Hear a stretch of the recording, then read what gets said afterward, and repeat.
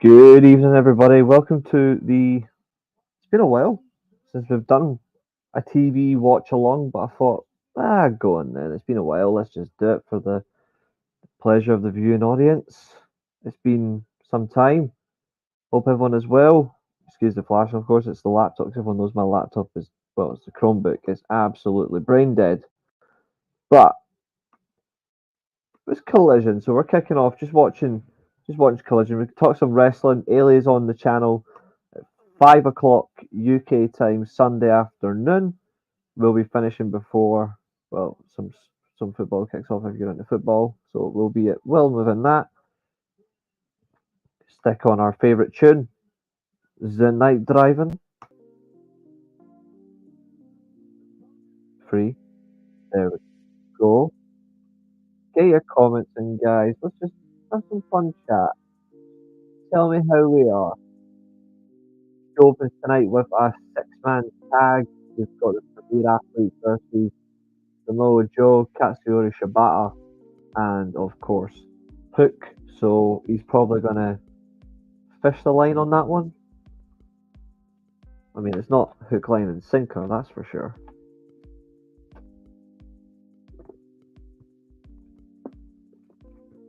Oh, Pepsi Max, an elite drink. Even better when it's bought by someone, not by yourself.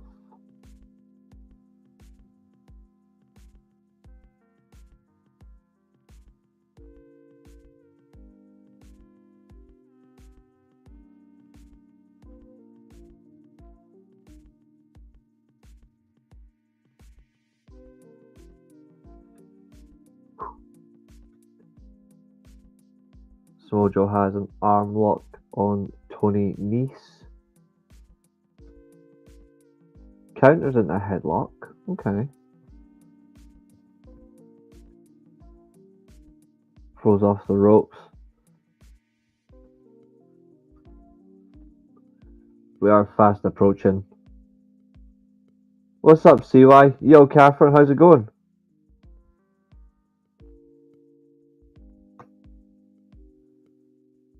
Right. I'm going to address this now, if you don't mind. Respectfully.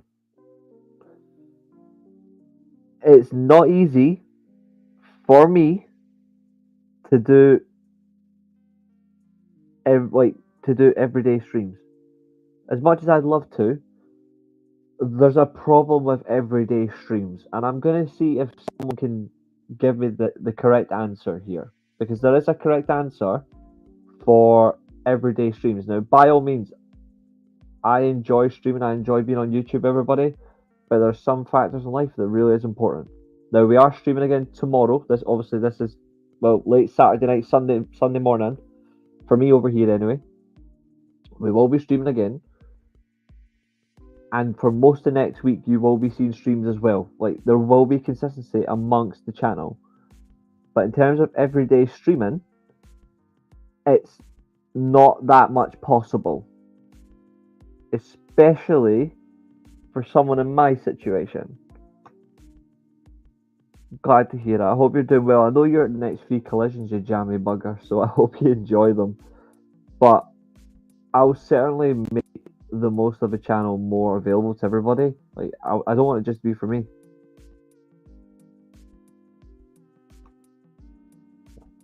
I can't show you the stream. Like, I can't do that. Like, I'm describing what's on the show as we go, as we talk about it. I'm not going to be able to show you it. There's a reason for that. We've got a clash here anyway between Shibata in the ring. It's forearm strikes, by the way. If you are, for me, I'm watching it on Triller TV. So if you've got any ways to watch it, that is one. Otherwise, it is available on TBS in America. I can watch it directly here from TBS as well.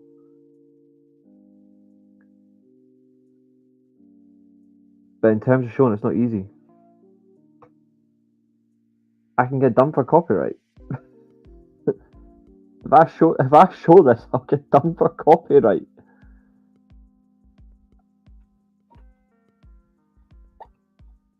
Don't know about you, but I love my channel, thank you. I don't want my channel to get killed because of this. Like, I got absolutely ripped apart by New Japan for posting a 5-second clip of a sky high frog splash that wasn't even on a New Japan show. They killed my last channel.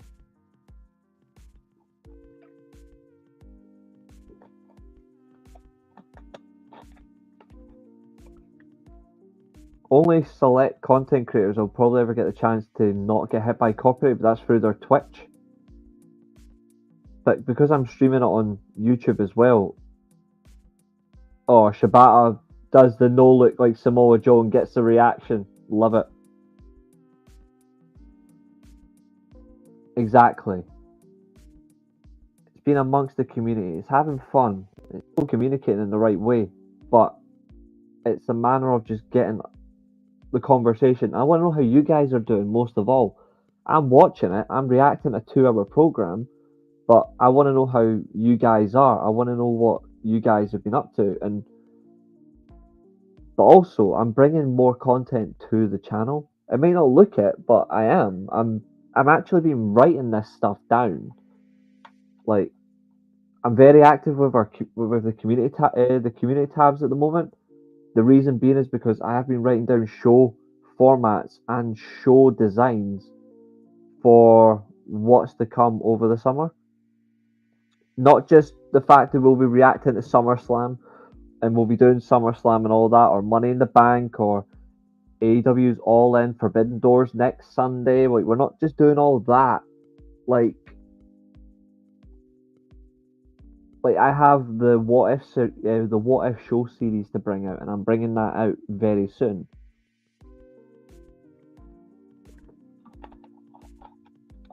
It's all about getting what everyone wants, what everyone hopes to see, but I also want you guys to know that you are actually included. Like, I actually want people who want to come on the show, for example, like on the channel, on certain shows. You're welcome to, provided that you understand. Oh, that was a nifty sweep. The pacing, I'll admit, I think the trouble I've got with 6-man tags though is they're not supposed to be slow matches. They're supposed to be quite quick, like for pacing, because 6-man tag matches shouldn't have a lot of time in them. There's the T-bone suplex by Hook.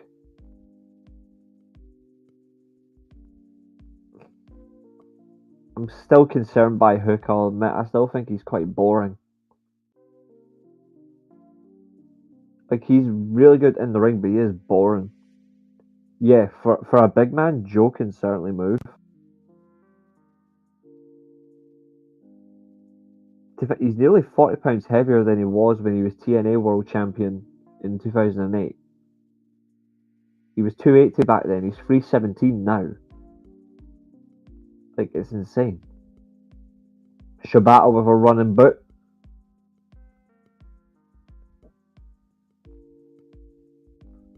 Running back, he's going for it. Turnbuckle drop kick.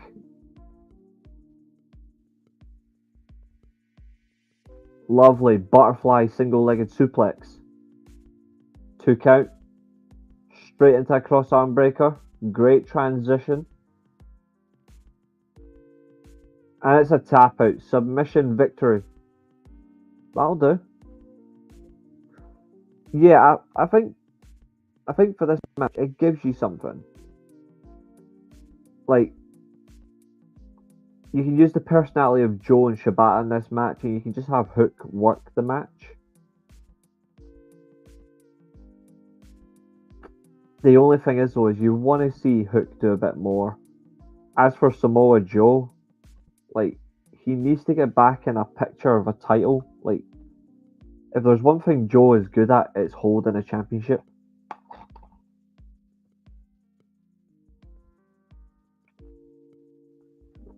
But Forbidden Door is literally next Sunday, and not gonna lie, I'm very pleased that Tetsuya Naito is going to reclaim the title from Moxley. They should become trios champions.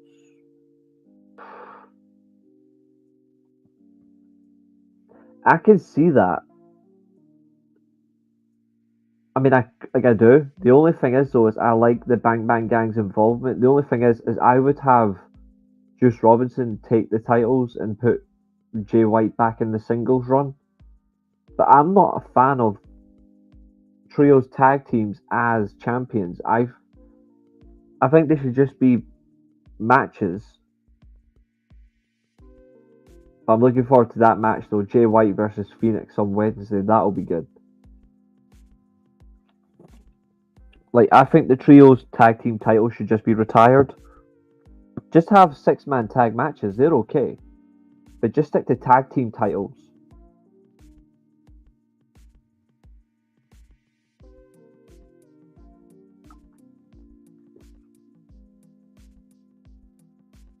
Oh no. They're tying up the ring turnbuckles as well, but here we go. Chris Jericho. Oh dear, oh dear, oh dear, oh dear, oh dear, oh dear.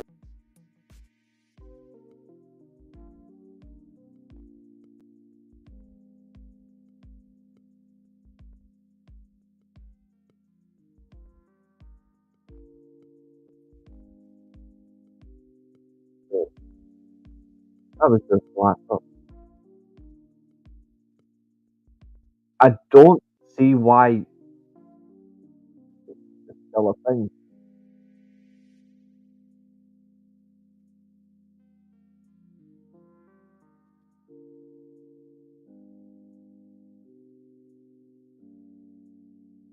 Yeah, I guess so. I just think it's just too much for me, you know.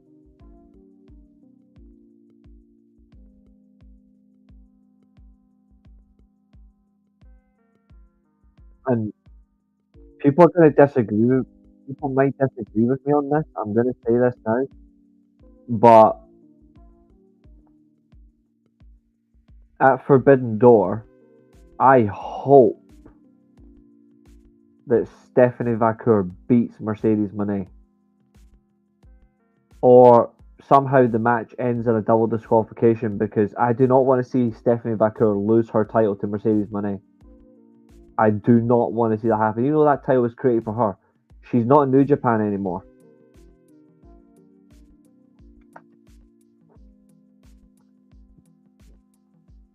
In fact, I'd rather a double DQ. It'd be better both ways.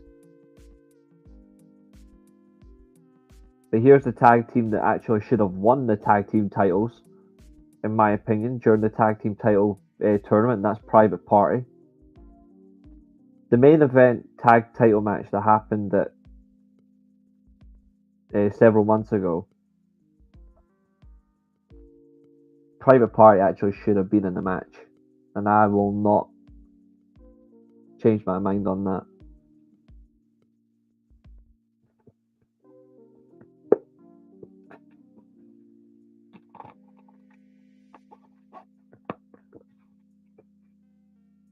We're now into the second match of the show. Big Bill on his trunk says "Too Much Man" by Tony Schiavone, or Scavione, or as he's really called, Tony Schiavone. Here comes Big Bill. Big Bill. You're the Big Bill himself.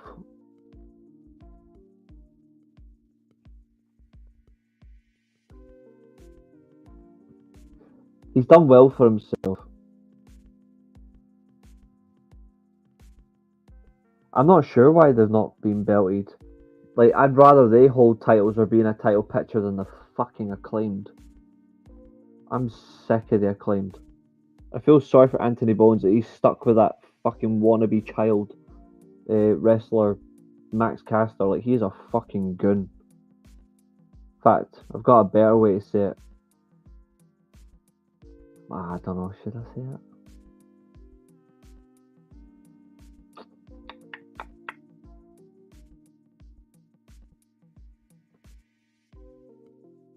Yeah, Max Caster, he's just a cunt.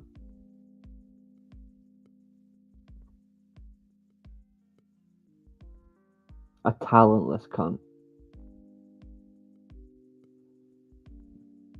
Big Bill, looking for validation from the Learning Tree. Chris Jericho, like again, this was Brian Myers' gimmick from several years ago. I'm not a fan of it here. Like, I just don't like it. Jericho needs to stop with the reinvention bollocks. Like, this is not a reinvention. This is not a change up. This is just genuinely sad. Chris Jericho was always the conversation for the greatest of reinventing themselves as a pro wrestler. This whole learning tree adaptation is actually taking him out of the conversation. And I know they're not watching this because they're busy gentlemen. They'll be watching this show themselves, but this question needs to be posed to other content creators like Covale and TV who understand my opinion really well.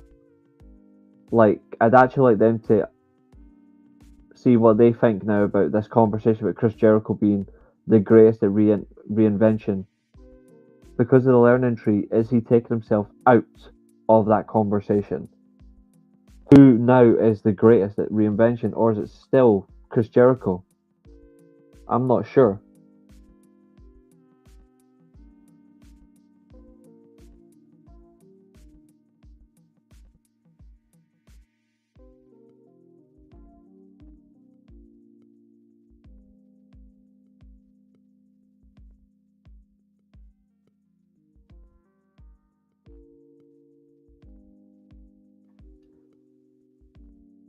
Private Party getting stuck in on Jericho. One thing one thing I will say though that's not helping. I've seen it a lot recently. Is Jericho. Obviously, Jericho is now a man who is 50 odd, right? Like, we get it. He's in his 50s now. He's not a skinny guy anymore, or leaner like Big Bill, or the absolute elegance of the Private Party team. But Chris Jericho's not fat, yet he's being fat shamed regularly on social media, which I don't understand. I get it. At times Chris Jericho is a dick, but there's no need. I would say it's still Jericho, but this learning tree isn't working for me. Nah, I agree. It's rubbish.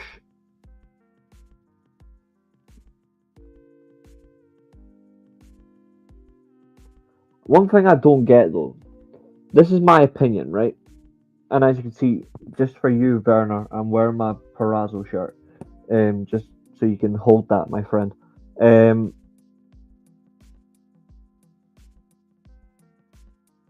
yeah, I'm just waiting for his knees to blow.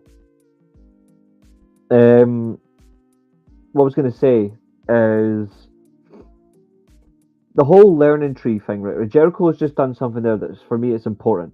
The back suplex. Now he's doing that cheeky taunt that he does when he stands on the opponent. I've loved that since he started doing it in '97. Well, first time I ever saw him do it was from a match in 1997 that I've watched back because obviously I was 2 years later. I'm looking forward to Okada versus Ultimo Guerrero. That's going to be fucking exquisite. But Patriarchy versus Iron Savages and Jameson will be good. The women's tag match, there should be more than that. There should be 2 women's tag matches, maybe 3. But Jericho doing just traditional wrestling moves like a back suplex, he needs to do more. Like, if he's the learning tree and you're meant to be learning from him, he should be doing more standard wrestling moves to prove a point. That's just my opinion, of course.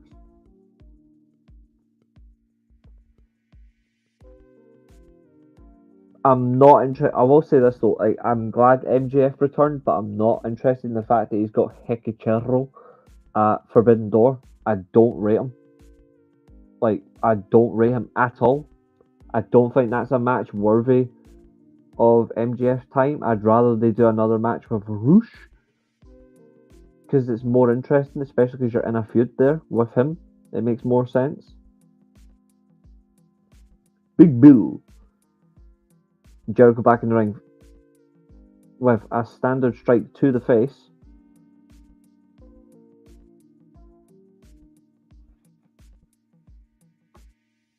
That's another fantastic point. Giving his wisdom. But we know Jericho, he just loves to compete. He doesn't stop. There's a problem with him, say, and someone else like Jeff Jarrett. But at least Jeff Jarrett right now in the Owen Hart Cup makes sense. People don't understand why he's in the cup, but it's quite obvious. It's 25 years this year, anniversary of the death of his best friend and former tag team partner, Owen Hart. So of course Jeff Jarrett's going to be in this tournament. He's never going to win it, but people think he's going to win it. Like, he's going to be competing in it, like, will not win it directly, but maybe he'll do something because of the history. No, it's just important. He's just doing it in tribute. Yep. Man loves attention.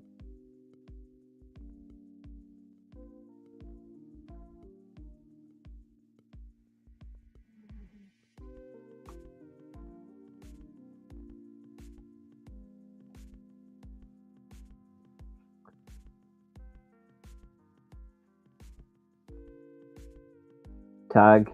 Springboard crossbody on Jericho. I like it. Straight under. Ooh, leap drop kick into a kip up. Here comes Big Bill over the top rope. Don't do your Achilles in, mate. Oh, there's a shades of Jericho right there. That turnbuckle. Oh, stunner. And there's a springboard stunner. Up top. Springboard sunset flip bomb. 2 count. Jericho kicks out. Okay. Not gonna lie, I have a different final. I'd have Jeff Jarrett go to the semi-finals, but I'd have him lose to the winner. And to be honest, I'd make Shingo the winner.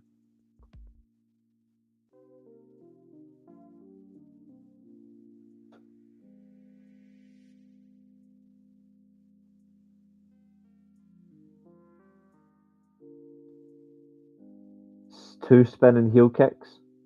Here we go. Ooh.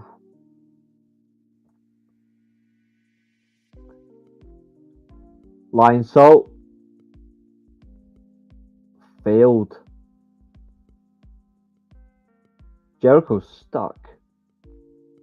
Oh, lovely. Jericho's entire upper body frame used as a weapon for springboard. There's that modified swanton bomb. Up top rope. 450 splash. And Jericho kicks out. 2 diving moves on Jericho and the veteran kicks out.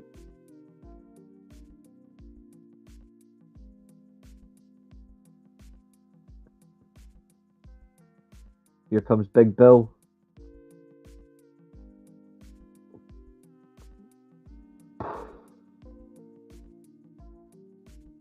Big man Keith has done his job distracting the referee. Here comes the pin. Kick out.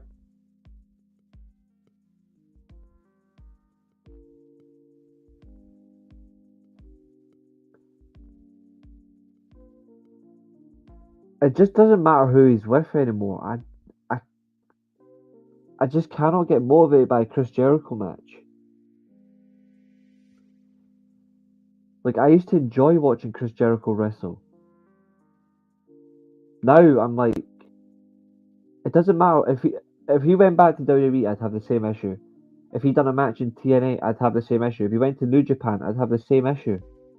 Like, Jericho has aged out badly. Like, it's time for him just to walk away. Oh, straight down. with the walls of Jericho straight on his back. That would break my back. I mean, the Boston Crab is a fantastic finish. My back's been fucked for years, and I've done pro wrestling. It's not fun. Well, not. I've done wrestling in general. It's exhilarating stuff.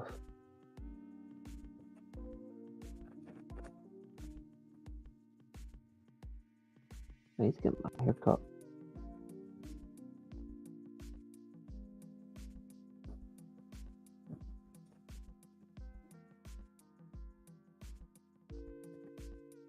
Big Bill takes a super kick to the waist. Take the air out of the big man. Ducks under. Ducks under again.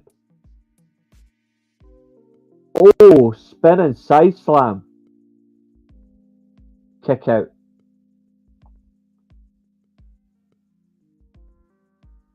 I don't like seeing Big Bill wrestle in trunks. Like, not gonna lie, I prefer it when he does it in his Timberland boots and jeans. Like, he just looks much more of a presence.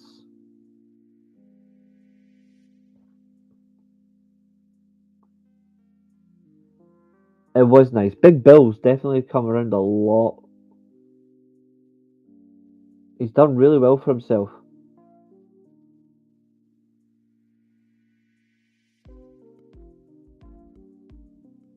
Choke slam. Yes. Straight down. Cover. Kick out again. Right, come on. That should have been the end right there. Come on.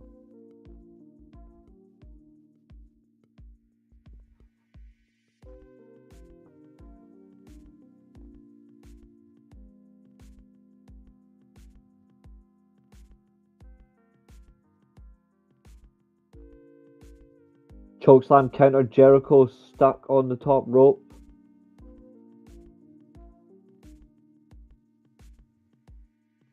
Dropkick lands into Jericho. Big Bill knocked outside the ring.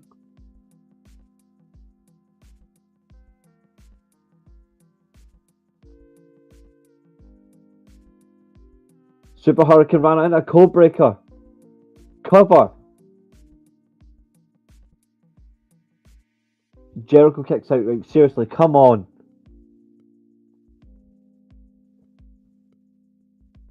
This match has went nearly 15 minutes. I've got no issue with good time on TV matches, just Jericho, no.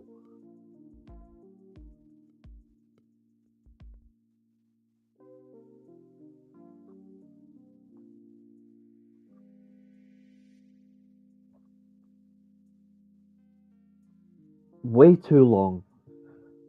Like, I'd rather they had two women's matches.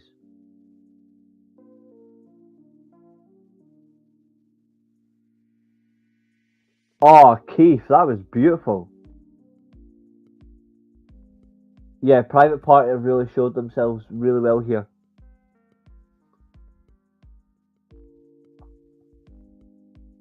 Here we go. And it's over from multiple cases of interference, and there was one punch that ends it.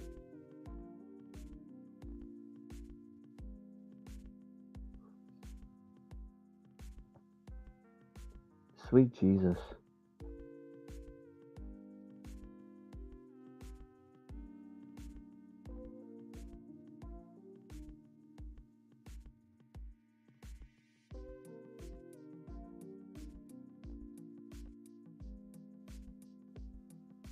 Oh.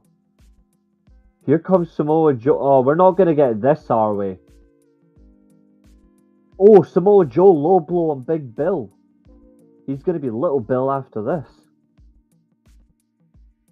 Shibata. Snapmare.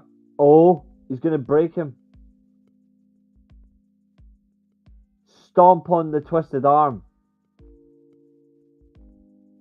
Jericho walking back up the ramp, pussied out. Are we seriously going to get the learning tree versus this trio? Come on, surely not.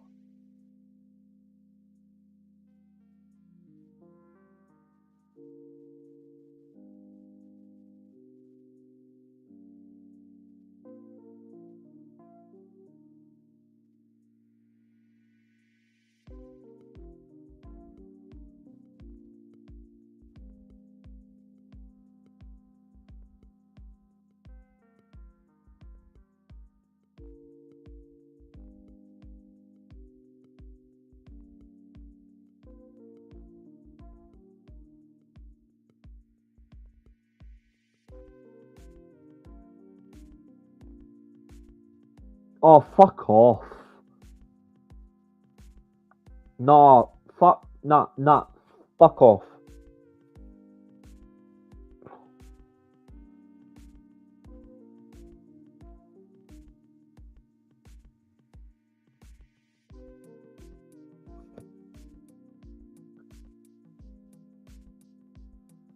Up next is the eliminator match. It's Guerrero versus Okada.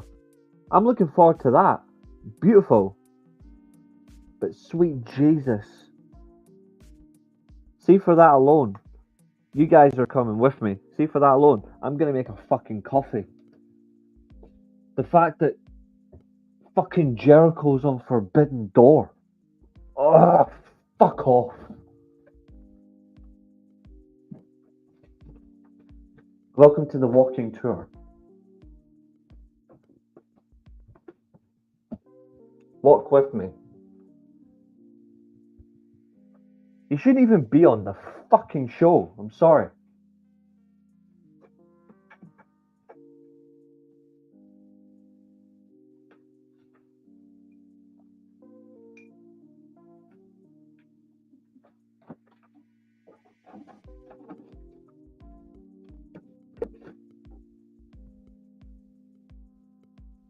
Tell me what you guys think of this, by the way.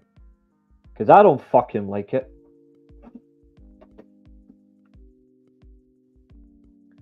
Yeah, I know. It just pisses me off. Like, we don't need Jericho on Forbidden Door.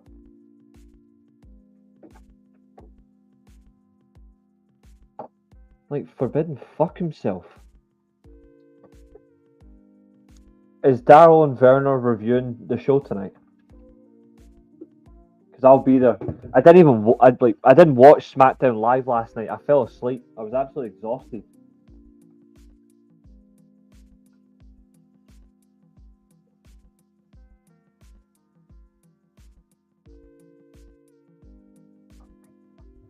But I fucking, even though I'm not a fan of Bloodline Creative, I'm happy to see Jacob Fatu. Like, I'm absolutely buzzing for Jacob Fatu. I rate the guy a lot. I'm annoyed about the whole situation that Chad Gable is now back wrestling already. I'm going to be talking about that tomorrow.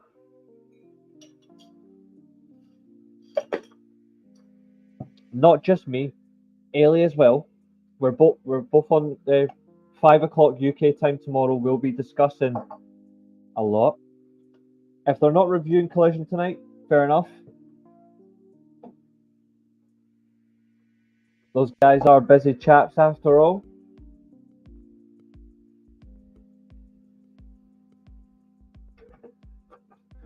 I make an amazing fucking cup of coffee, put it that way. My family are away for the week, so the house is mine. And I've literally done all the housework, all the hoovering, all the dusting. And yeah, I'm exhausted. Not only that, I had a lot on earlier on.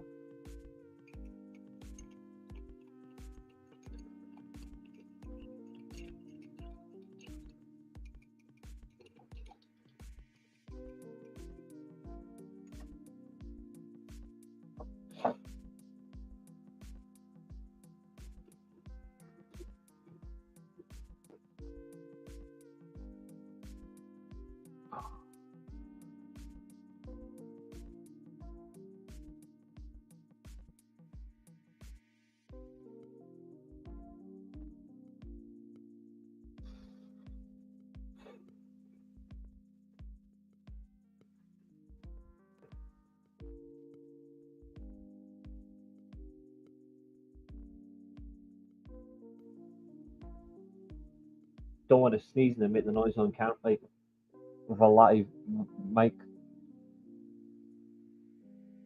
Nice. That's fine. I'll get back in just afterwards when the match starts. Is Okada coming out? Is Okada out first?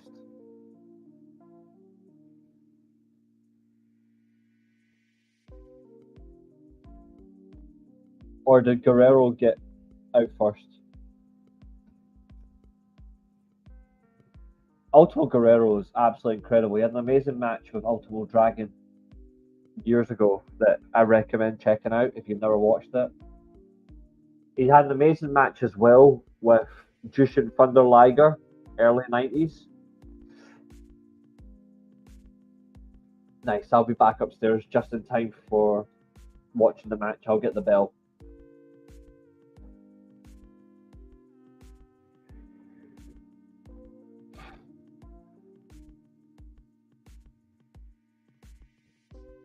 Come on, Kettle, sometime today.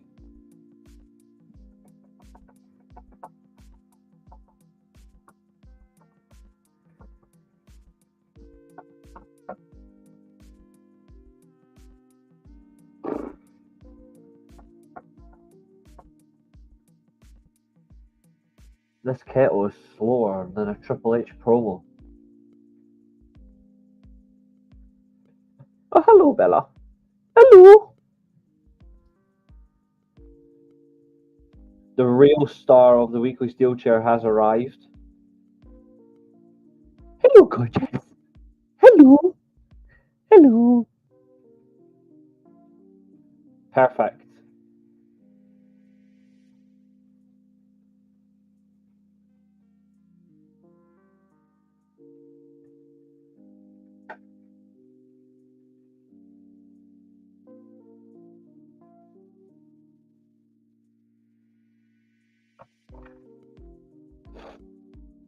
Come on, Bella.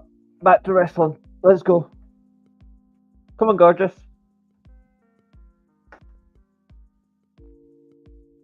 Oh, mine's a pain in the arse. Like, she's a genuine pain in the arse. She's a beautiful cable destroyer, I'll tell her that for starters.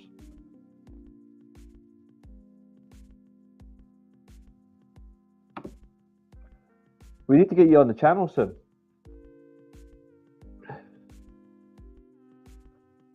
We've got lots of people to get on the channel soon. Right, let's have a look at these exchanges and see how it's been.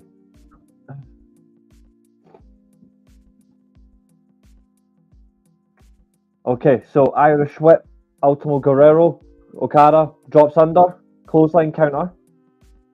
Oh, lovely. Here's the exchange. Clothesline on the Rainmaker.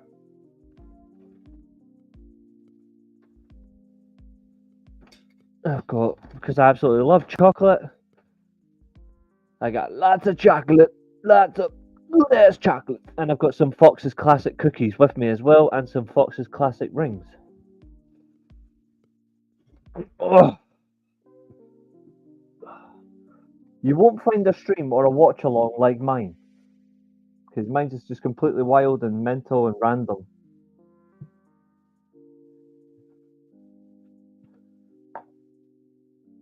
But also, I just do things off the cuff because I like to make things fun. So, Ultimo Guerrero is in charge of the Continental Classic champion in this match. He's just done a very nice scoop slam.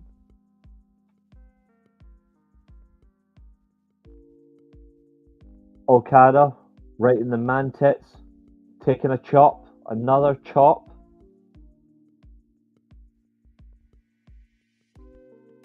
Irish whip, yeah, okay. Clothesline. Okada's still my favourite wrestler in the world.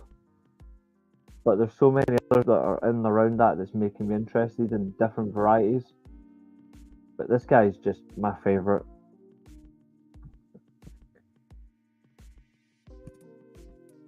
Snapmare into a headlock. Traditional wrestling move. Okay.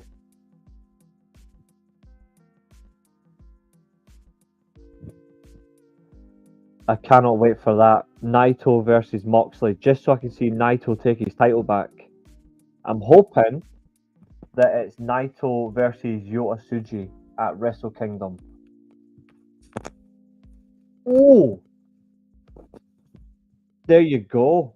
Single-legged headlock submission, similar to the Brock lock that Brock Lesnar used in early 2003. which he stopped using for some reason. Gates of Agony versus Swerve and Ospreay on Dynamite. Okay. Oh, Guerrero, lovely counter to a traditional Okada specialist move.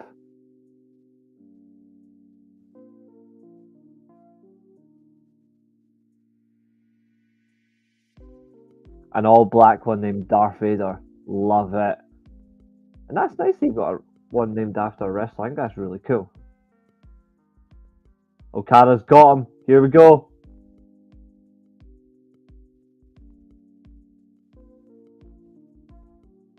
Straight to where it matters most. The hard cam.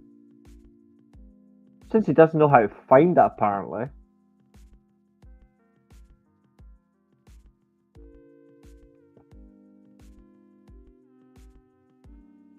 Guerrero thrown outside the ring.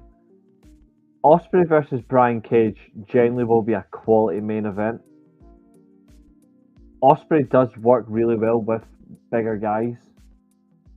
And Brian Cage is a freak.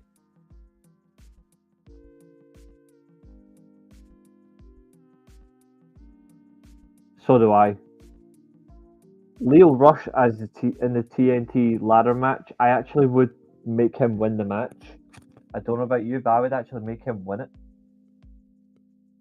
If Naito loses to Moxley next Sunday, I'll genuinely be pissed. Like, I will be pissed. Like, Moxley shouldn't have been IEW GP champion to begin with. That's not a Moxley agenda or anything like that. It should just be simply that Moxley should, Naito should only be losing to New Japan talent because they need to maintain strength in their own company right now. They need to get certain talent over. Like, for me, this summer should be Suji or Zack Sabre Jr. going for it. You should buy it, to be fair.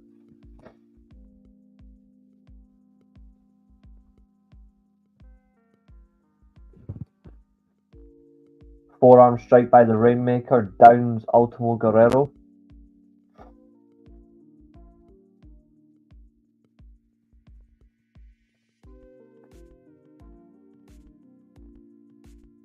And straight to a break.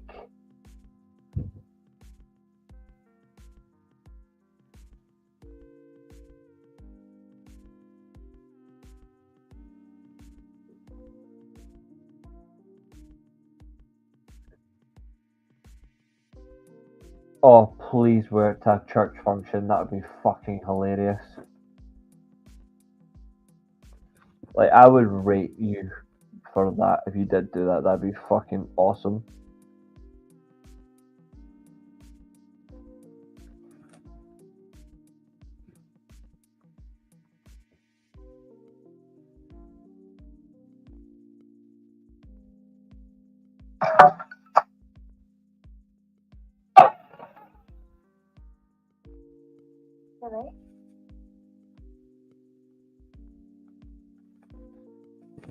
Okay, back from break.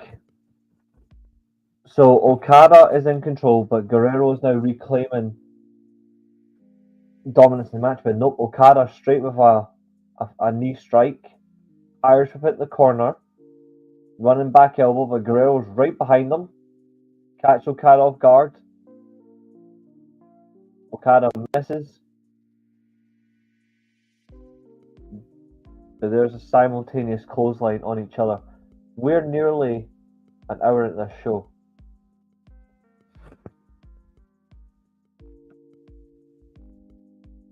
Oh, you're mental. What did they try to do? Make you pray for your sins? Oh, Father, for I have sinned. I worship the devil.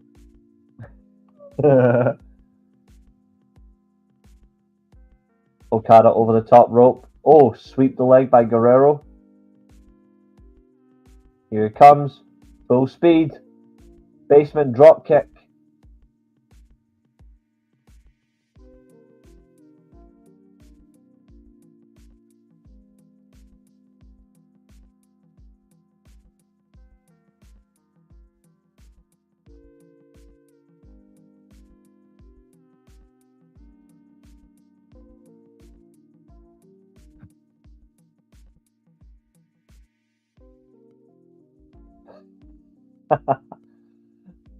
Brilliant. I'm not a religious person. I never will be. The only religions I follow is, well, actually, I can't. I would get.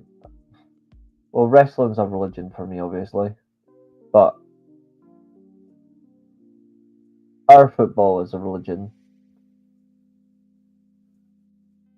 But religion. Nah, I'm alright. My dad laughed, and he's a deacon of a church. Oh lol.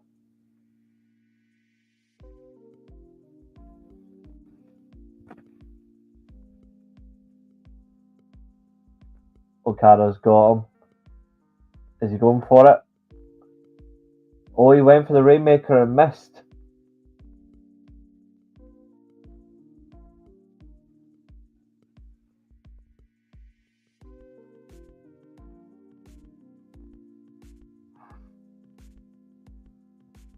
Oh, Okada's trying to rip off the mask. Power bomb! Liger bomb! Kick out. I absolutely love the Liger bomb.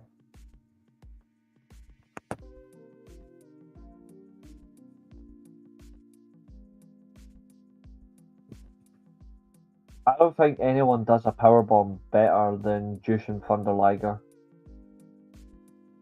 And I've seen great power bombs, you know? Like I've seen great power bombs over the years by great wrestlers, but Jushin Thunder Liger for me will always be the best.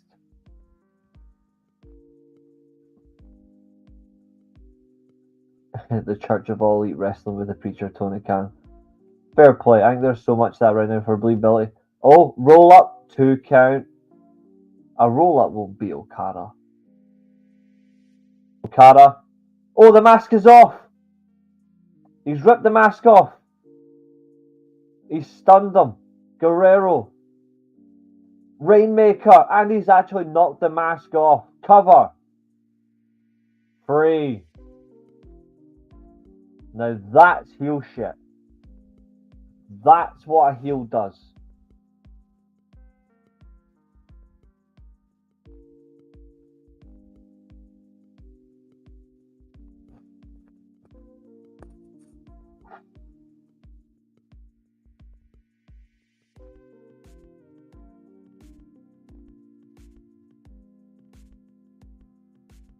Damn. They should unify the Continental Classic with the International title and just have one championship, and Okada should just be the champion.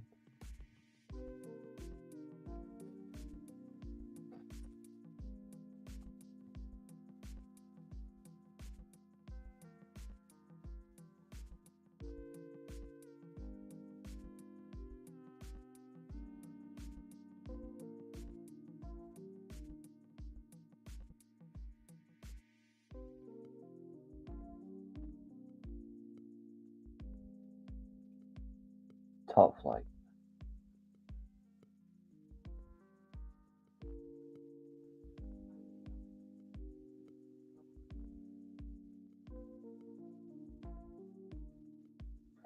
I'm actually quite surprised because I watched that Ring of Honor ladder match last year.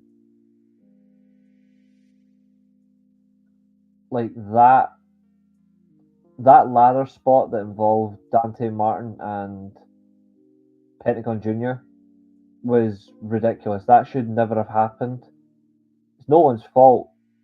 It just should never have happened. I don't think it's right having him in this ladder match. Personally. Like, I don't know if it's the right call.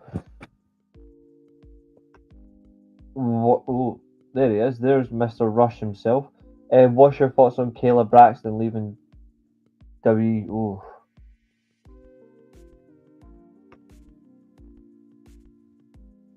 Yeah, I watched it live. It was fucking horrible. I'm just glad that it was the Lucha Brothers that won. Thoughts on Kayla Braxton leaving WWE? I mean, I haven't got a clue what she's going to do. I don't know. I didn't look into it as much. I just seen that she was leaving, and fair play. I mean, she's been there 8 years. She's made a good amount of money. She's got a lot of international reputation. I think Kayla Braxton's a good worker for what she does. Particularly, I think she is good at her job. I think she's committed to wherever she goes. So wherever she goes, I wish her the best. I think Kayla Braxton's a good pundit in that way. I think she's a good commentator, but in that way, I think she's good for behind the scenes stuff as well. So I think she's good for those sort of conversations. But I don't know.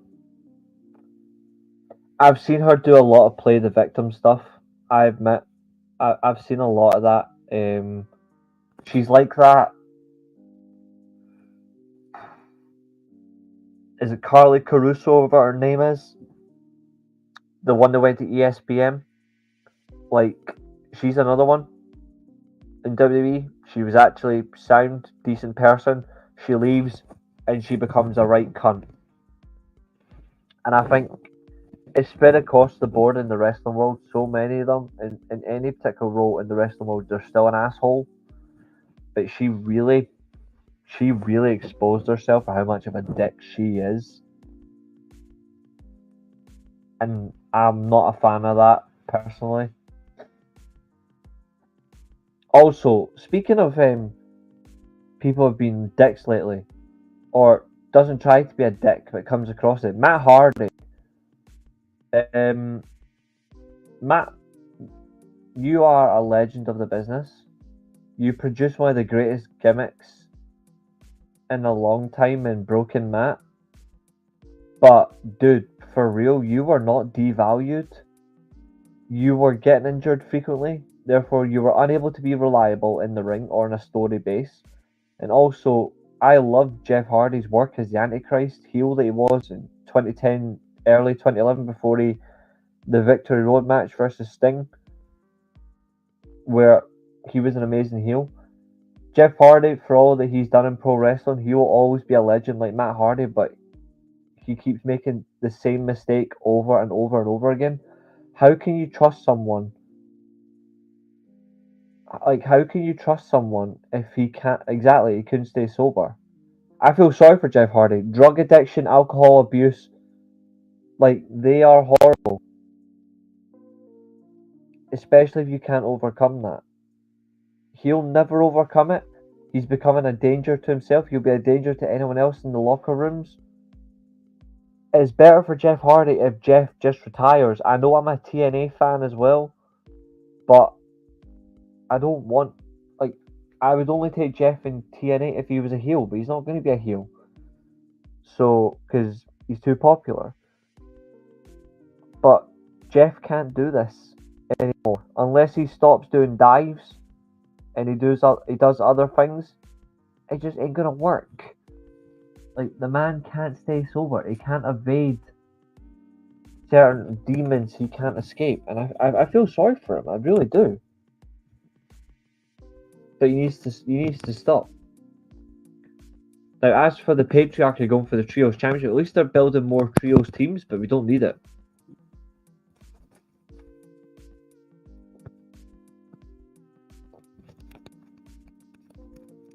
I did like the fact that the patriarchy did take out Buddy Matthews.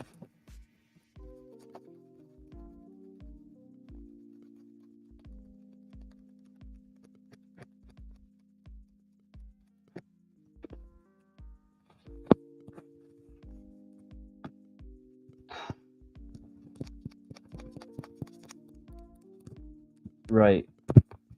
The Iron Savages and Jack Jameson. I mean, they're okay.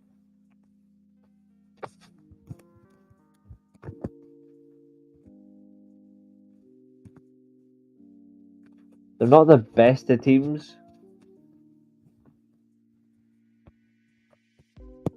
I don't think they even get any reactions. Like, Jack Jameson is just Orange Cassidy with better mic skills. This is not the sauce I want. I don't think this is the sauce that you need.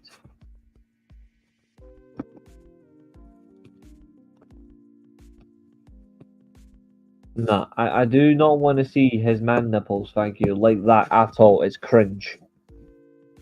Like, I don't want to see that.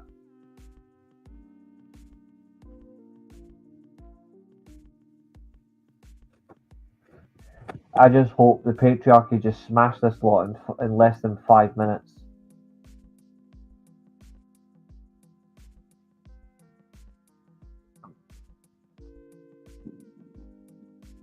Christian Cage is the one wrestler that can make wrestling the turtleneck cool. Like, no one else could do that.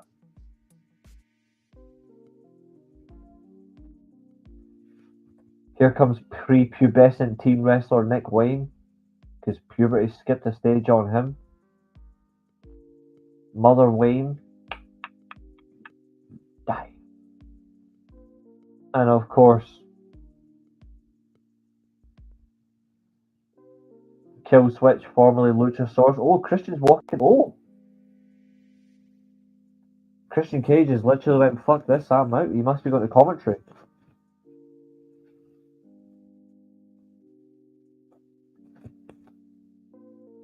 Oh yeah, absolutely. Matt Hardy wishes he was Christian Cage. Nigel McGuinness is literally going to roast on commentary here, right, with Christian Cage.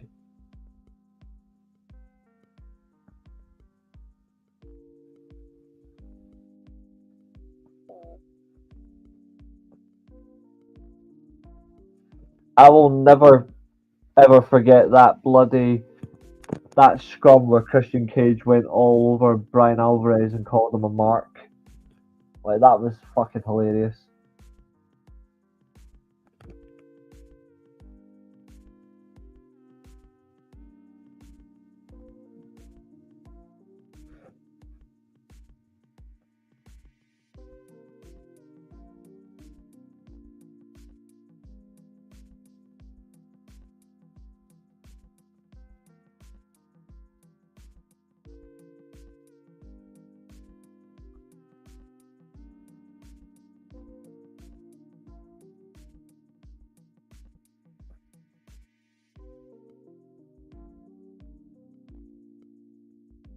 Right, Nick Wayne is in the match after a shoulder block from Kill Switch.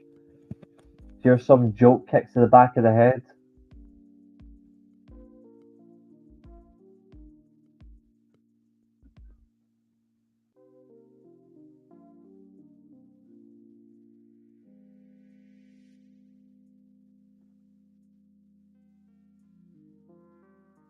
All these taunts, and yet, yep.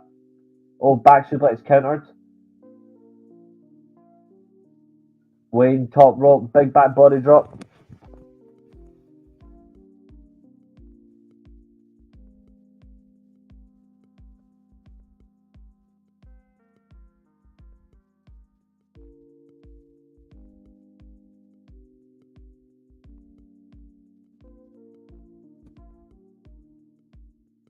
That is cringe. No, that was cringe. I do not want to see Nick Wayne go into that guy's tits, for fuck's sake.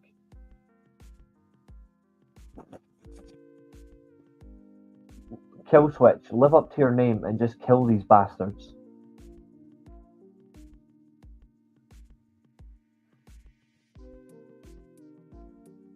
I fucking hate that crap.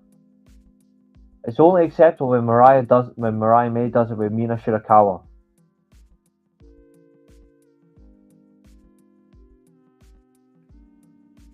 Not when the bloody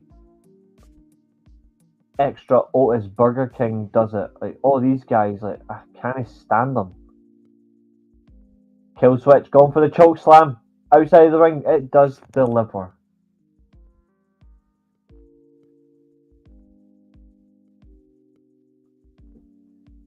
Kill Switch has a military press on Nick Wayne, who sends on both opposition outside the ring, clears them out. It's Calling for another chokeslam.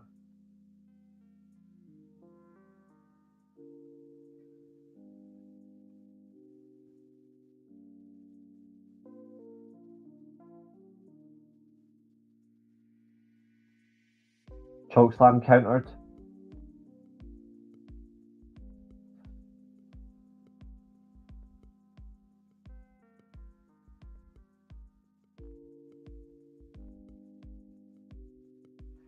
Heavy Bomber's trying to knock him down. That's free. He's down to one knee though. Is he going to run the ropes?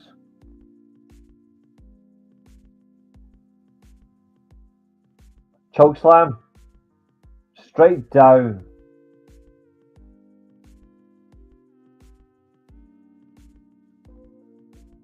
Nick Wayne is tagged in.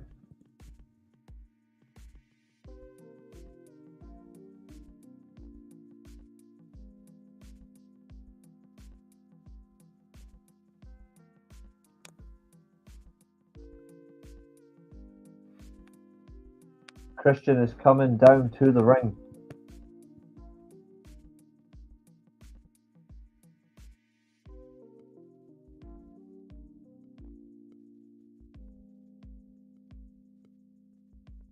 What the fuck?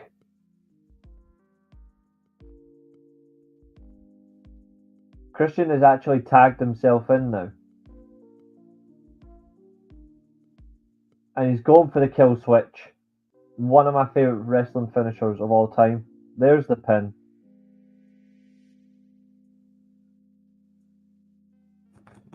Christian Cage, when he teams with Adam Copeland after All In, is going to be mental.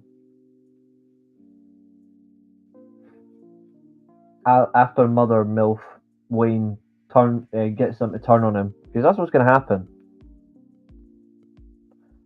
We have 55 minutes left of Collision.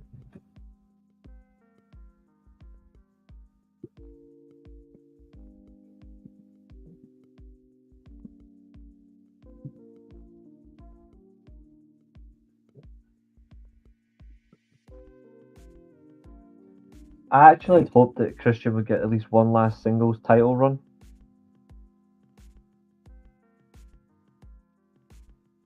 I think he is. I certainly think he is. He's been incredible. Oh, promo pack. Oh, yep. Because she was at CMLL the other night. Mercedes obviously went there the other night, but this is obviously build up to Mercedes versus Steffi Vaquer. I love Steffi Vaquer. She's insanely good.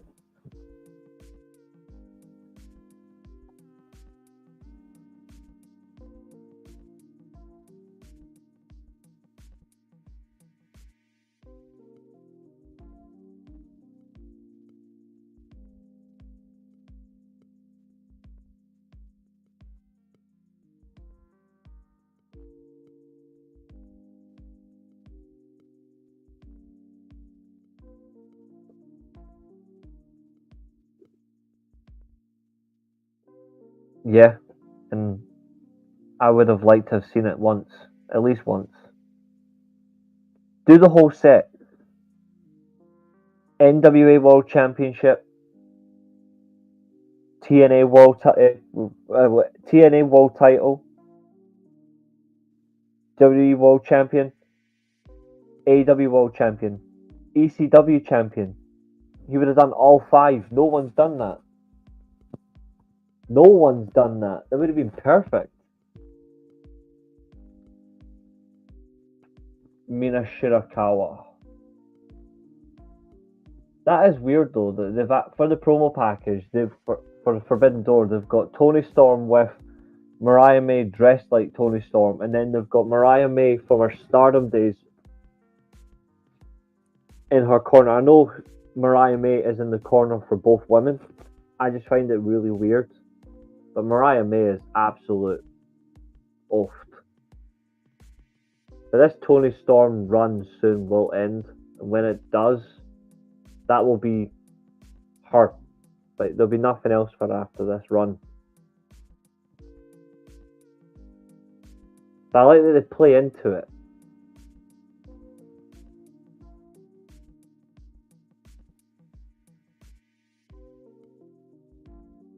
So we've got legit Layla Hirsch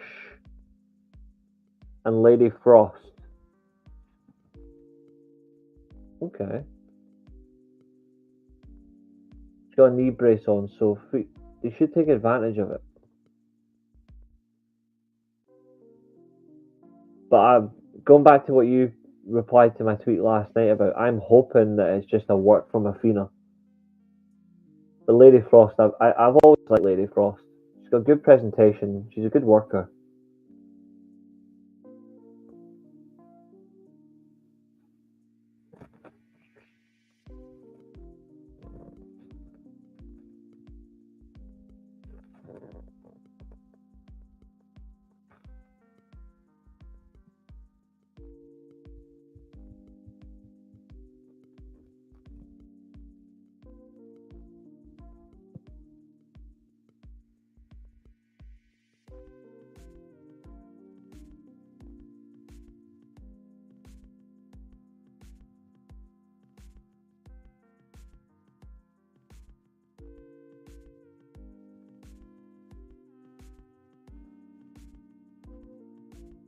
There should be more than one women's match on TV, though. It's my nitpick, to be fair.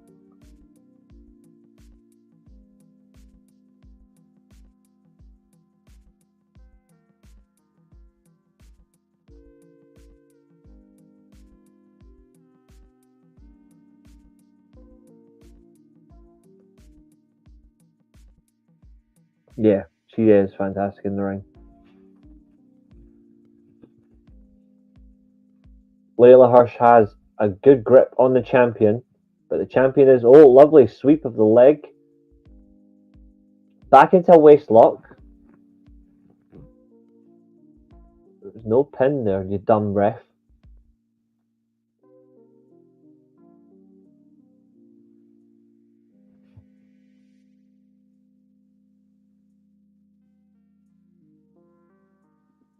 Storm, lovely grip on Layla. Irish whip. Kick to the side. And there's the drop kick from Mariah. Lovely jubbly.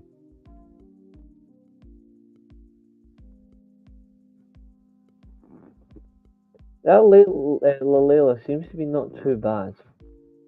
So we got a trios match: Shirakawa, Storm, and Mariah versus the Outcasts on Wednesday.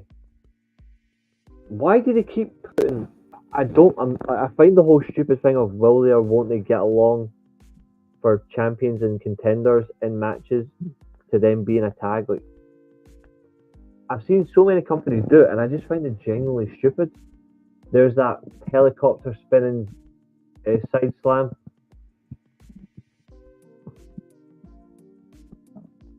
Running hip attack, Tony Storm.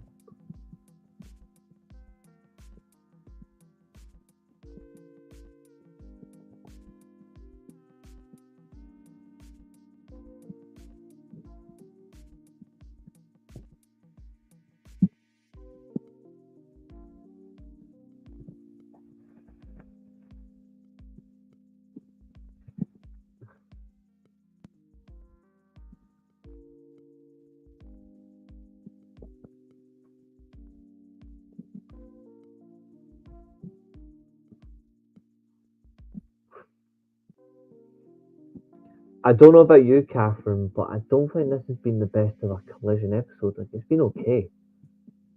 It's not been great.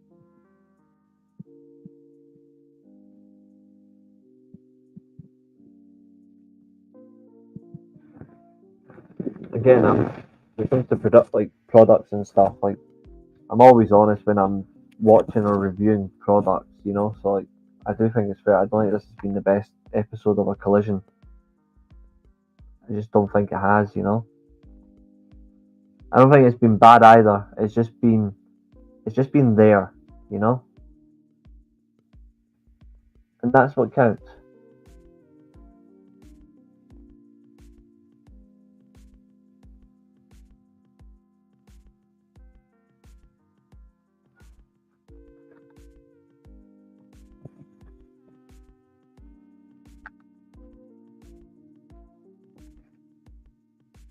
And no doubt, after this show, the one thing that's going to happen, and when I say this show, I mean the actual Collision show. I'm going to be waiting for the discourse of the ratings of how well Collision did in the ratings and all that shit, because that discourse really is annoying. I've got no interest in ratings. Like, cable means fuck all. But it was also taped. It was, yeah. They taped it on Ring of Honor as well.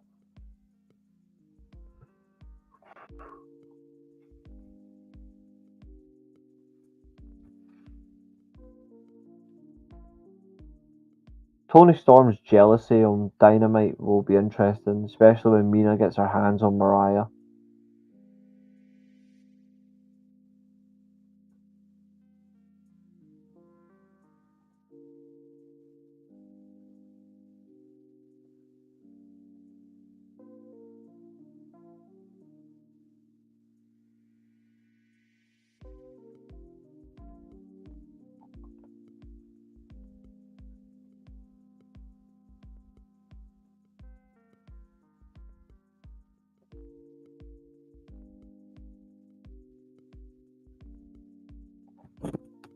Tony Storm is tagged in. There's a shoulder block. There's a running forearm strike. Leap into a roll. There we go. Oh, yes. Backstabber.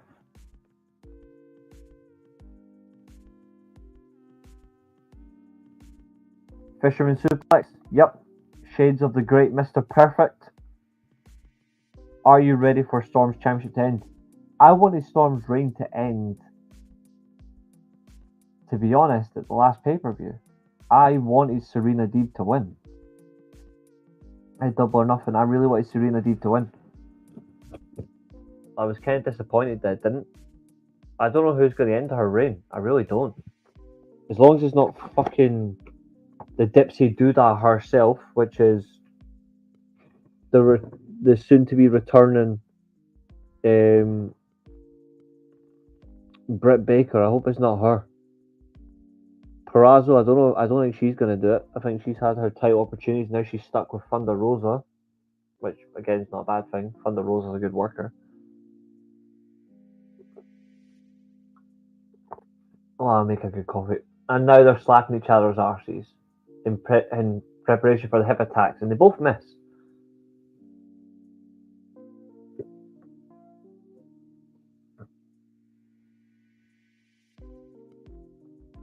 Springboard into cannonball. There's a turnbuckle dropkick. Shades of Jeff Hardy, funnily enough. I think it's certainly possible, but I also think that's a negative too. Storm is actually protecting Mariah May. What a move.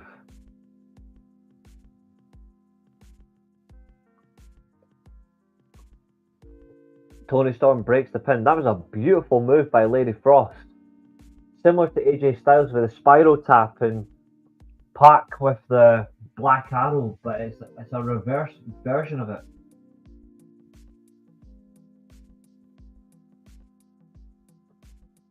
Oh, they protect themselves. Double German suplex.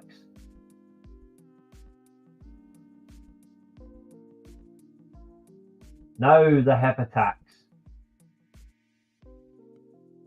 Snowplow. Done. Mariah May has actually got the pin. It's a win for Mariah May and the AEW Women's World Champ, Timeless Toni Storm. Yo, that actually would be good. That actually would be good. Lex Luthor standing at ringside. Not gonna lie, does anyone even like Luthor? I don't think he's bad. He's just there.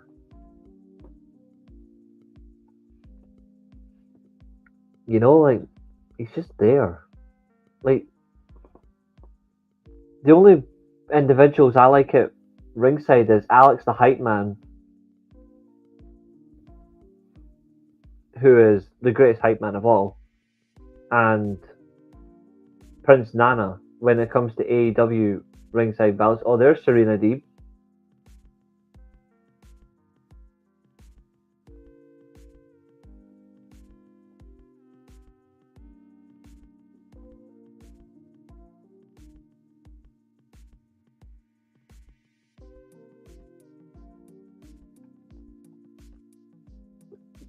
He needs to just learn and accept that he is that good.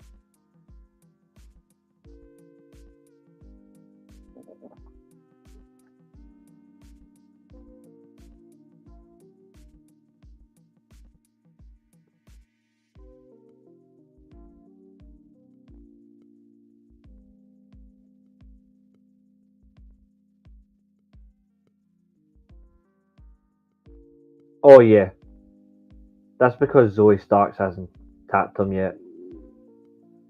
Serena Deeb has issued an open challenge for Collision next week in Buffalo, New York. Okay, oh, we've got a jobber entrance for the House of Black. Here we go. This is such an amazing entrance. Like, this is such one of a kind stuff. Like, across any promotion, this is one of the best, if not the best. It's just incredible.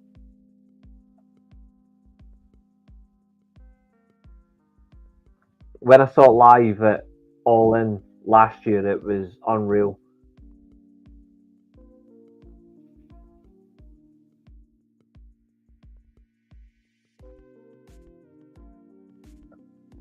Brody King is a big man. Is incredible. That when he choked out Darby Allin with that sleeper hold to win that battle royal, it was incredible.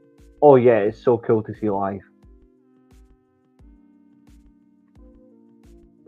It's like a Bray Wyatt entrance. Like, it really encapsulates the arena in darkness in that way. Like, any entrance that involves black lighting, when presented well, is done right. It's fantastic. Like the Undertaker when he done it, Bray Wyatt especially, him as well. Even as the Fiend with the red light, Kane with a red light.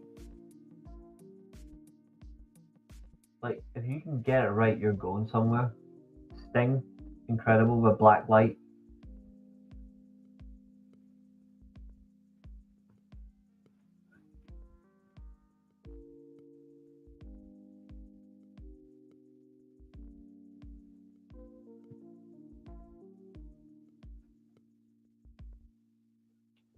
I've heard so many nice things about him, you know? Like, people always say nice things about him. They never say anything negative.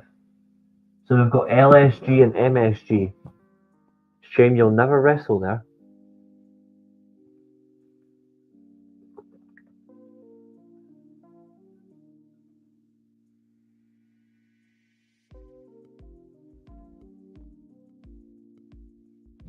Oof, my back's killing me. Oh, right, I need to raise my pillow. Yeah, this will be a squash.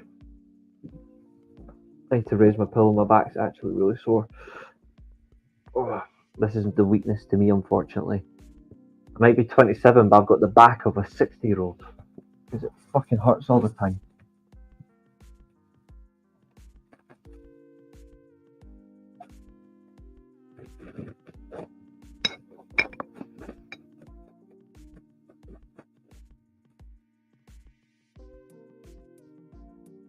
Like this, like LSG. Well, it's LSG that's in the ring right now, and he's basically just a. His attire is literally just there, but it's just an absolute rip of. He is basically just Enzo Amore with that haircut, except he doesn't have the beard.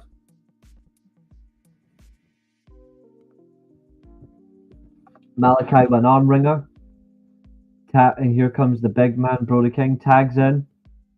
Full speed.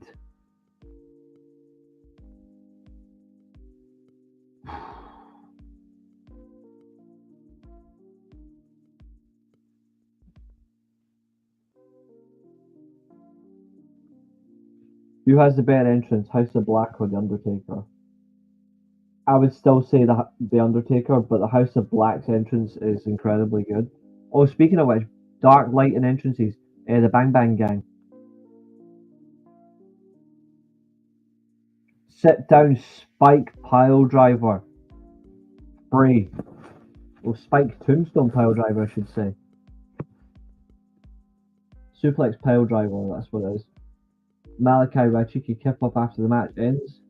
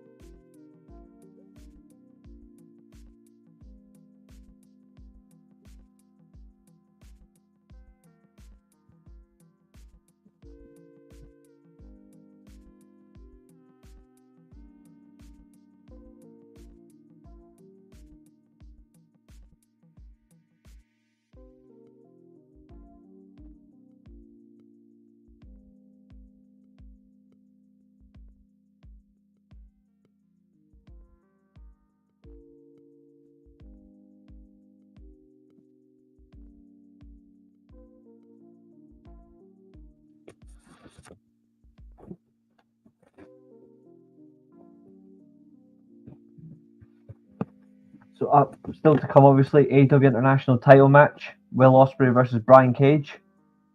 Up next, it's Hikicero versus Daddy Magic. Obviously, Hikicero is obviously the opponent for MJF at Forbidden Door. Again, that match is going to be a waste of time.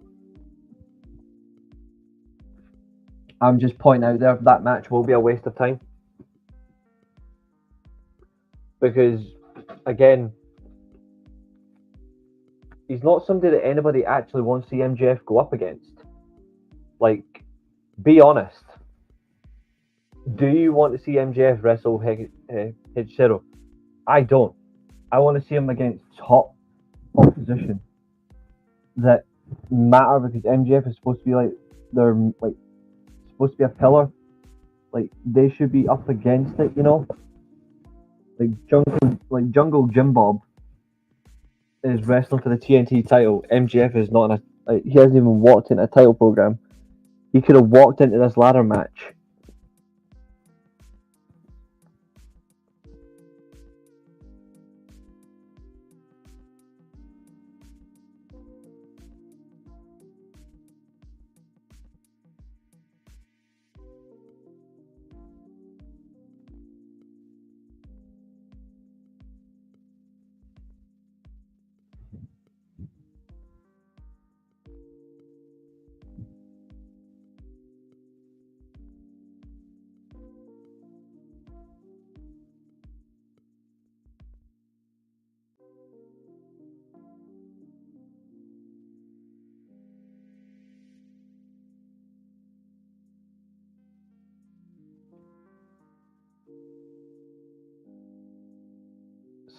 That's a good question, actually.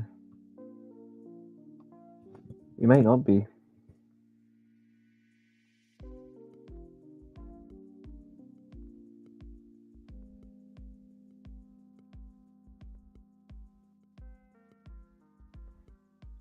Maybe he's not. So it's 2:27 here in the UK. We've got over 30 minutes left of Collision. So I'm hoping that we get 20 minutes for this title match. Hopefully.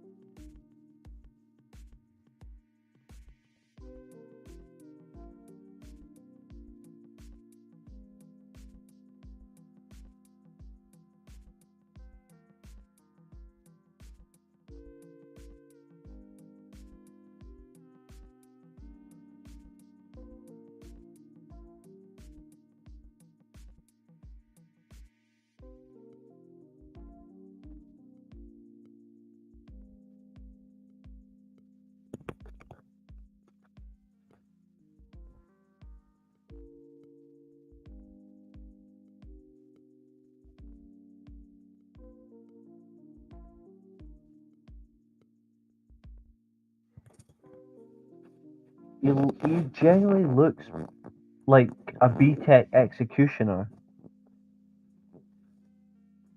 And the executioner was genuinely crap as well.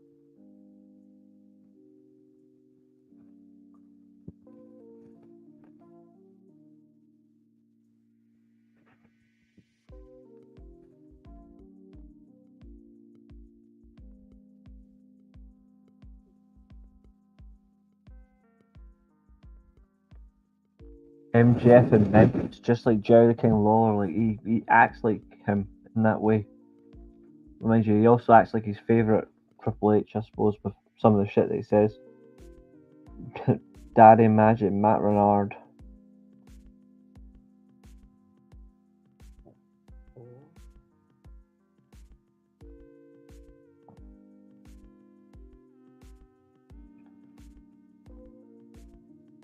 His first Collision match of 2024.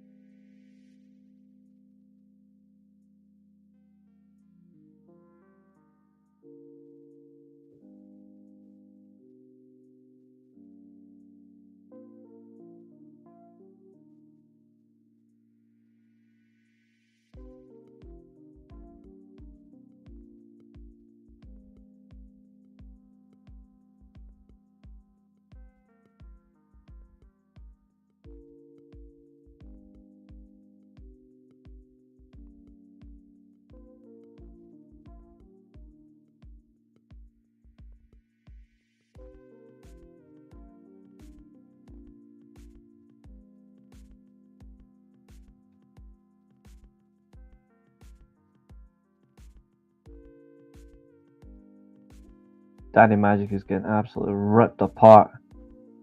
Oh, here we go. Oh, there's a botch. I hate seeing when wrestlers botch. I know I know it happens, but I just hate seeing it.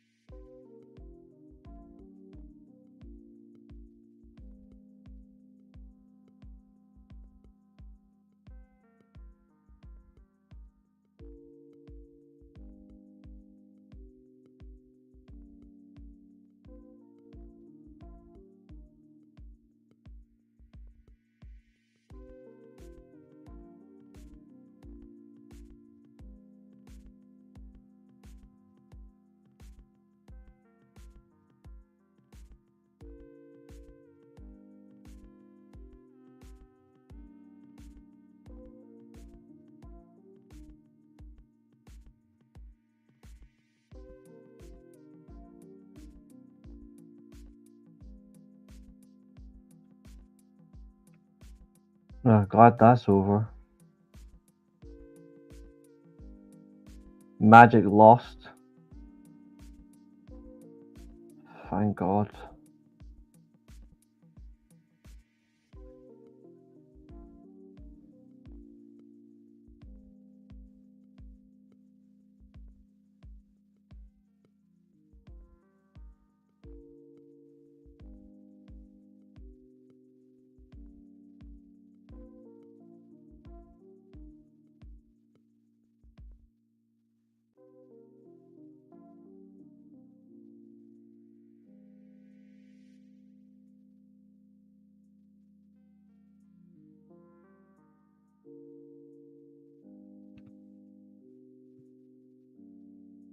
Nope, not at all.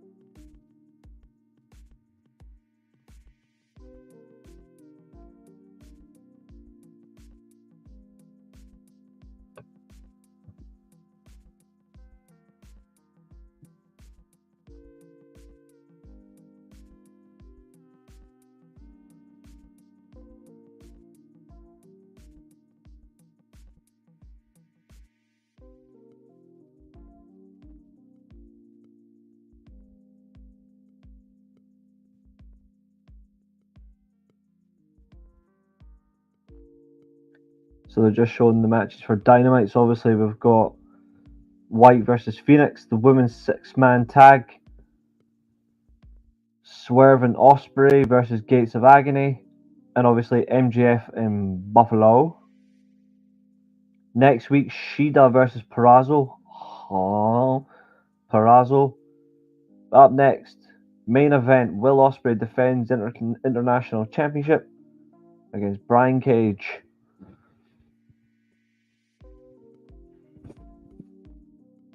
Do you want a better fucking win the Owen Hart Cup?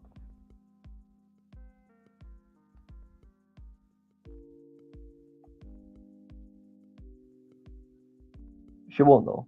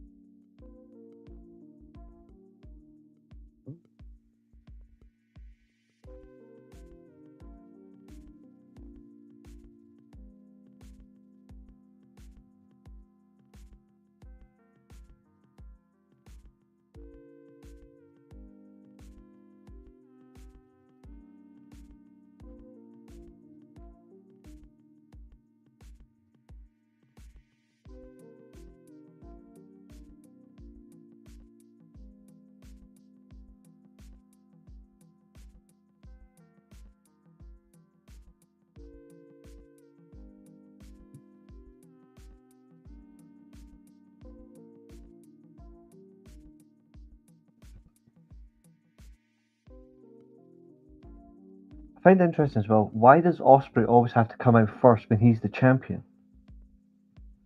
Like, he has that prerogative to come out second. Why does he always come out first?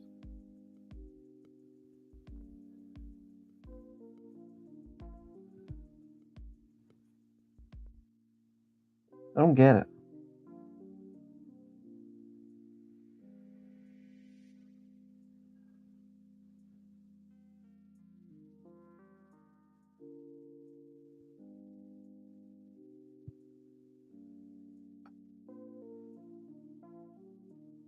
Yeah, it's possible.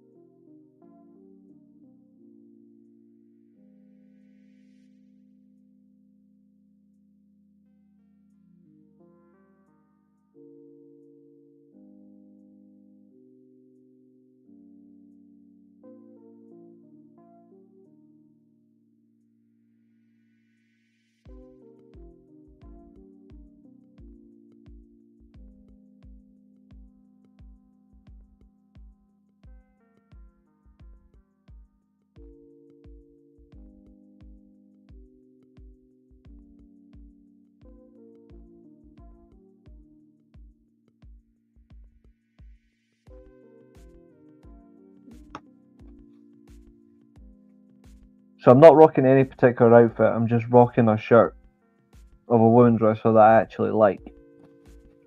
That's it.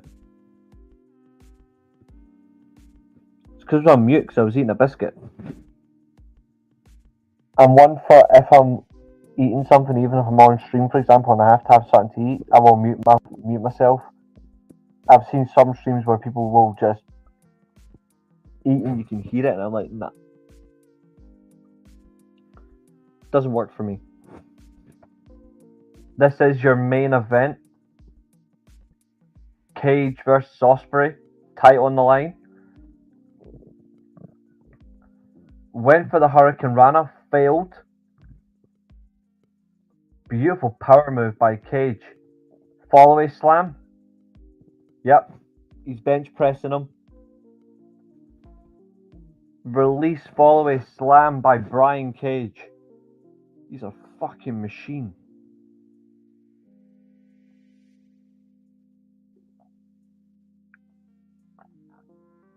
Over the top rope. He does hang on though. Forearm strike by Ospreay. There's a second one. Running boot. Now he's down at ringside. Time to fly. Here comes Curly Fries. Ospreay's up. Vaulting cross body.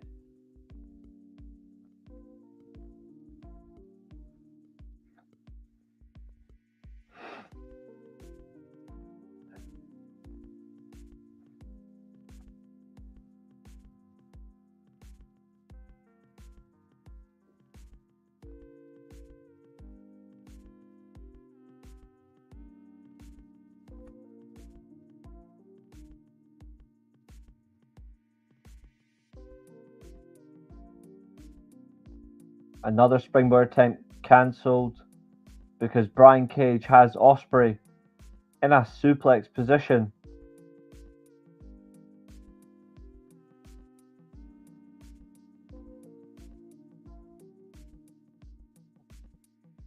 Jackhammer. 1, 2, kick out.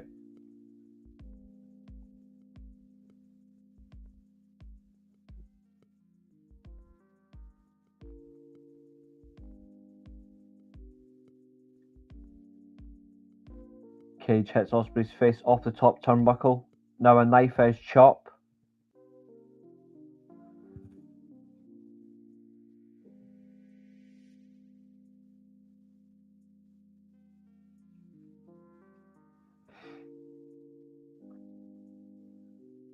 Forearm strikes by Ospreay, but there's a heel kick by Cage. Scoop slam. Leg drop. Cover. 1 count.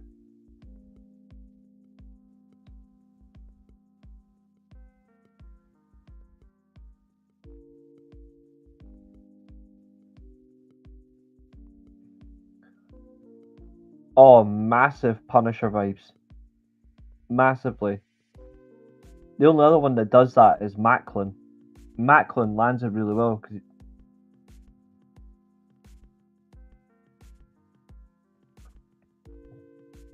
there's a second knife edge chop by Ospreay. Irish whip, Cage reversal, heavy, smashes off the turnbuckle, and Ospreay is down.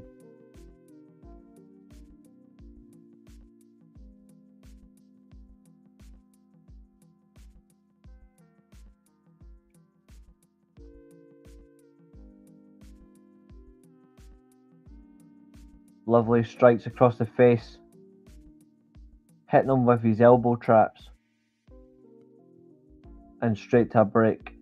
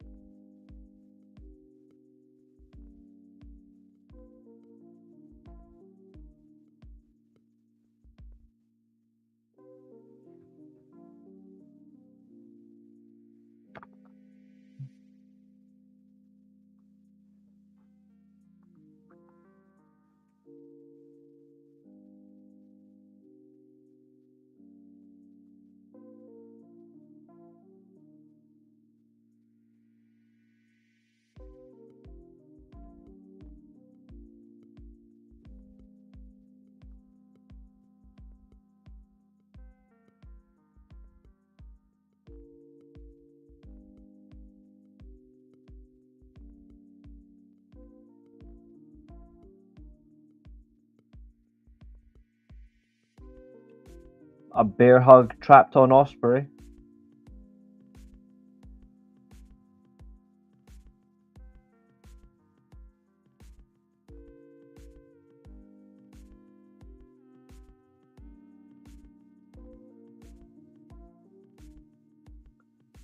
There's that backflipping enziguri that Ospreay loves to do. Oh, Daniel Garcia. No surprise, he does want a title match. Alright, Nippon.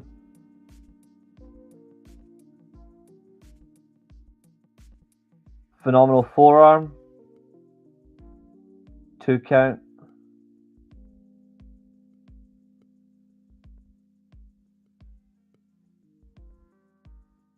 Good seeing you, Nippon.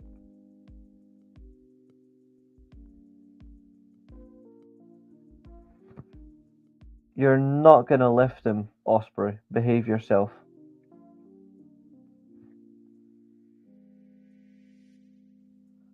I wouldn't mind it, because if it's just Daniel Garcia wrestling, then it's fine. If it's all the dance and stuff, then it sucks. But if he did drop it to Garcia, they would roast this. That release German lands right on his shoulder blades. Ouch.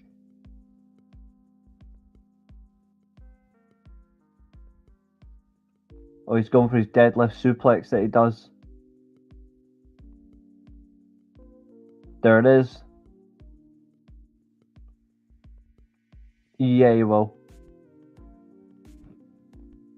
Easy. Easy success.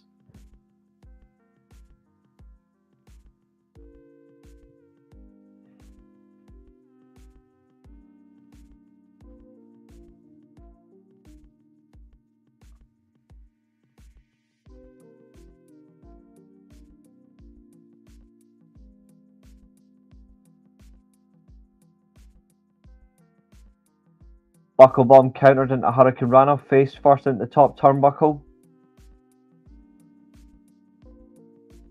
Osprey's up.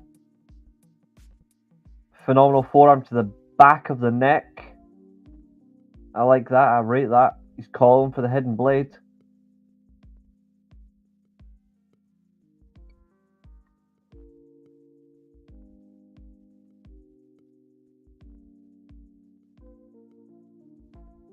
Counter over the F10. Nope. Cage reversal. Full Nelson suplex. There's a super kick. Os cutter. Yes. No. Drop kick counter. Well, he starts ahead of Serge Gnabry, and if he plays right more consistently, he can start ahead of Coleman. Liger bomb. It depends on what system Company's going to play. Apparently, Bayern are going back to a 4-4-2 next season. So he could theoretically start in a wide role. It means it just depends on who plays up front. It could mean Musiala plays in a centre forward role, not a number 10 role. So he could play behind the striker. Musiala in a 10 role behind Harry Kane would be very interesting.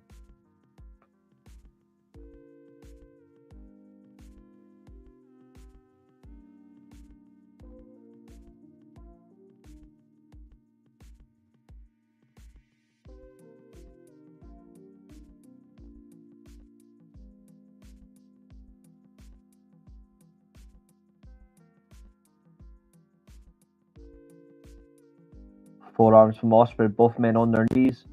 There's a big forearm from Brian Cage. There's 9 minutes of scheduled TV time remaining. Do you think Bayern are in for another season of hell? I'm not sure, because I'm not sure a Company's a manager. F10, kick out. I'm not sure if Vincent Kompany is a manager. But the fact that they've come out and they're going to play a 4-4-2, I rate that. It's going to be a balanced 4-4-2. Who knows? Bayern could be an absolute blitz next season. But they're selling a lot of key players. Kimmich, De Ligt, Gnabry, Coman, Sané are really... They're genuinely up for sale. This match has been given a lot of time. Wonder what is going to happen. Yeah, they've really gave it time. Like, Brian Cage would be a suitable champion. He's not going to win though. But this is good. I still think the Tiger Driver 97 is the reason why the Callis family will turn on Osprey at Forbidden Door, because he refuses to use it. And it'll be the move that caused his downfall.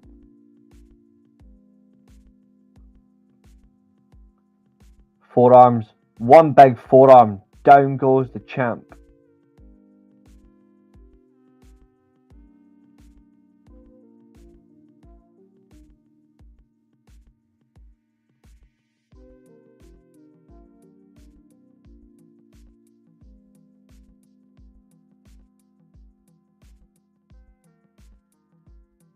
It would be interesting if they do it.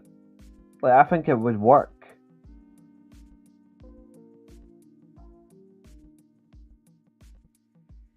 Like, it does have an opportunity.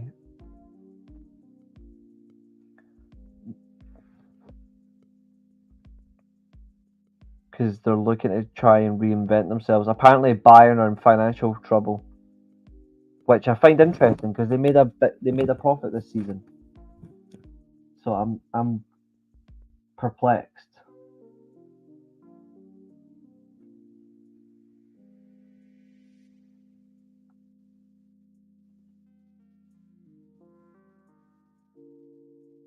They're looking for cheap they're looking for cheap options apparently to replace top talent. That's fine with me. If they're selling the likes of Goretzka, and Kimmich and Leroy Sané, I'd take them at Man United tomorrow. All three.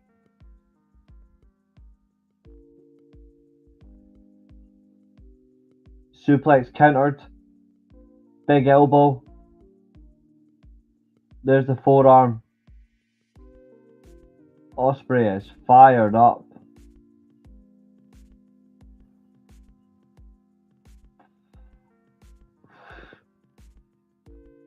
Oh, jumping knee. Super kick. Another super kick. And there's a clothesline. Sends him to hell. Power bomb. Spinning. Sit out power bomb. Kick out. This has been the best match of the night.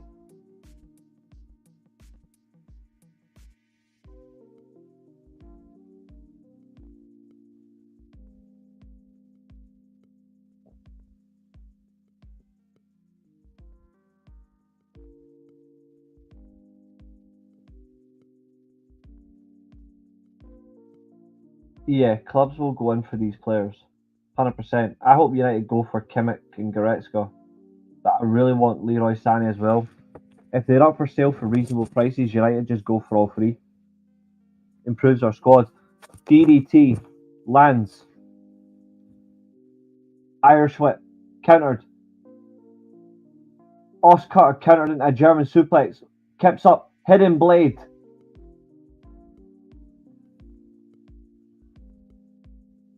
Cover. And Brian Cage kicks out.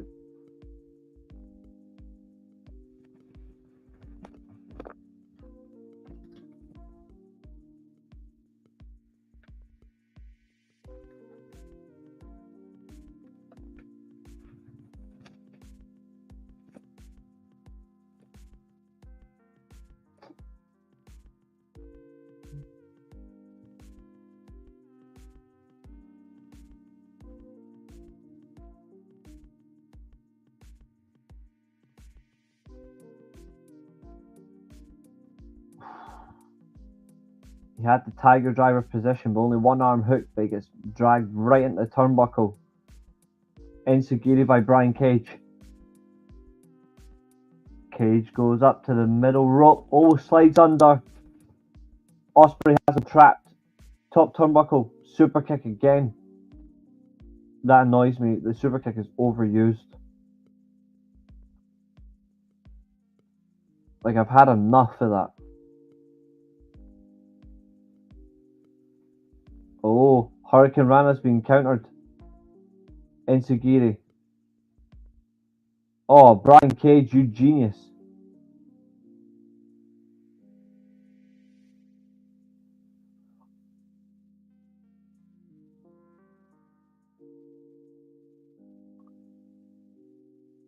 Holy shit, that was good. Why didn't you go to Germany to watch any of the Scotland games? Same reason I couldn't go to Germany to watch any of the Germany games or watch any of the Italian games. Couldn't get the time off to go. Didn't have enough holidays left to go, unfortunately, so I couldn't go and watch the matches. Plus, I didn't get any tickets out of the ballots, so it's fine. It doesn't bother me. I can still watch the matches on TV.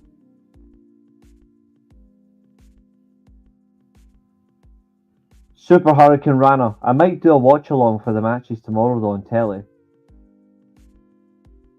Oscar. No, countered. Forearm.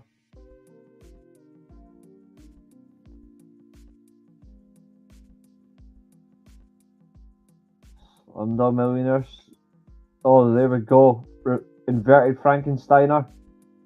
Oscar. Blasts him.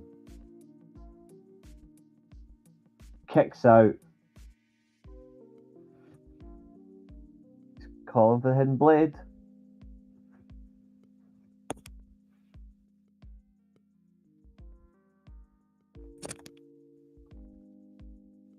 And Hidden Blade connects. Championship retention. Excellent main event.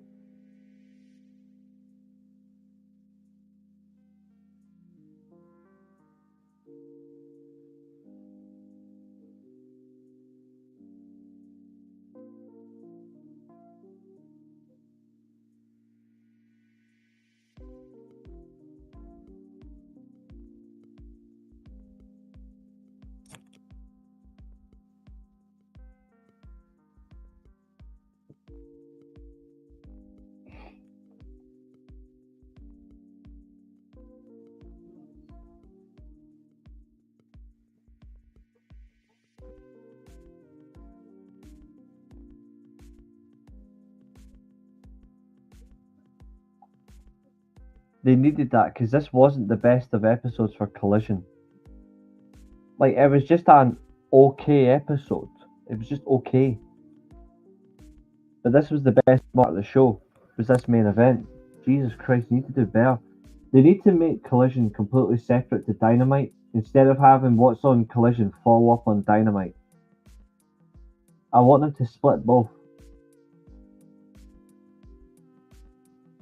That's something I've got pressing comments for. But since you watch on Triller TV, it automatically restarts. So I am not planning on watching Collision back to like repeat out. Like, you watch it once, that's enough. I'm not looking for the on-demand recording. But yeah, I mean, I thought that was an okay episode. Long story short, they need to do a little bit better in terms of Collision. Collision needs to remain separate to Dynamite. Have Dynamite just do separately. Like, let them build their story for Dynamite and give good work there. The roster can go for Dynamite, one roster for Collision. Build it that way, make it more streamlined.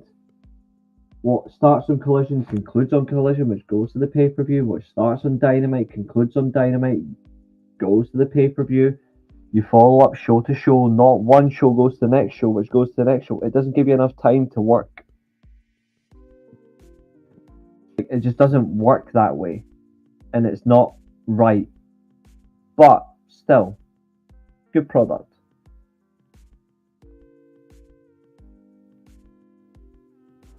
Just some minor curveballs. That's the most important thing to a wrestling company, is if you can find the minor curveballs, you can then take it to a different level. If you can do that, you're going somewhere. If you can't find that, then you're in a slump.